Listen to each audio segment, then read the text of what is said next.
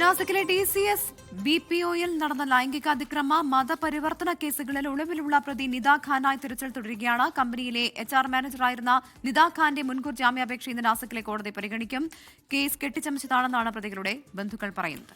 ശ്രീനാഥ് ചന്ദ്രൻ മുംബൈയിൽ ചെയ്യുന്നു. Srinath, good morning. അപ്പോൾ ഈ മുൻകൂർ ജാമ്യാപേക്ഷയിൽ പറയുന്നത് എന്താണ്? എപ്പോഴാണ് അപേക്ഷ പരിഗണിക്കുക? ശ്രീനാഥ്.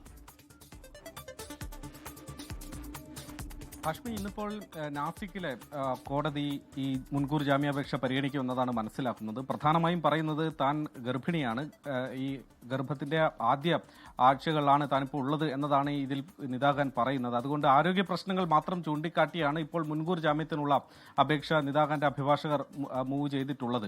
അതേസമയം ഇവിടെയാണ് നിദാ ഖാൻ എന്ന കാര്യത്തിൽ ഇപ്പോഴും ഒരു വിവരമില്ല. പോലീസ് ഇന്നലെ വ്യാപകമായ പരിശോധന നടത്തിയിരുന്നു. മുംബൈക്കടുത്ത് ഭീവണ്ടി എന്നൊരു സ്ഥലമുണ്ട്, അവിടെ നിദാ ഖാൻ ഉണ്ടാവാനുള്ള സാധ്യത പോലീസ് കണ്ടിരുന്നു. ചില ഡിജിറ്റൽ തെളിവുകളും ചില ഡിജിറ്റൽ ഫുട് പ്രിന്റ്സും ലഭിച്ചു എന്നതാണ് പോലീസ് പറഞ്ഞത്. അങ്ങനെയാണ് ഭീവണ്ടിയിലേക്ക് എത്തിയത്. പക്ഷേ വ്യാപകമായി പരിശോധന നടത്തിയിട്ടും അവരെ കണ്ടെത്താൻ കഴിഞ്ഞിട്ടില്ല.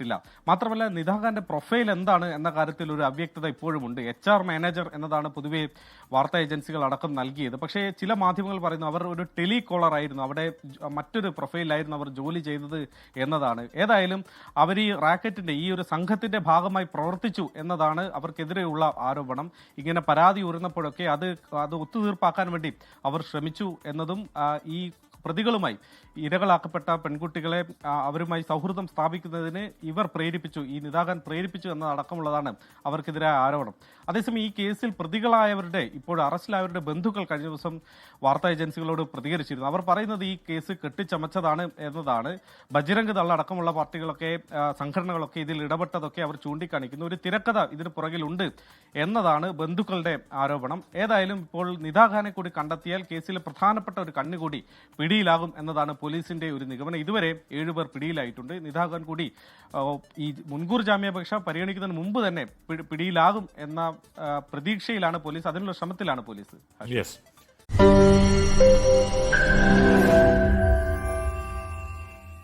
ലോകത്തെവിടെയായാലും ഏത് സമയത്തും 24 വാർത്തകളും ഓഗ്മെന്റഡ് റിയാലിറ്റി പാക്കേജുകളും എക്സ്പ്ലെയിനറുകളും വിശദമായി കാണാൻ ഞങ്ങളുടെ YouTube ചാനൽ നിങ്ങൾക്ക് സബ്സ്ക്രൈബ് ചെയ്യാം.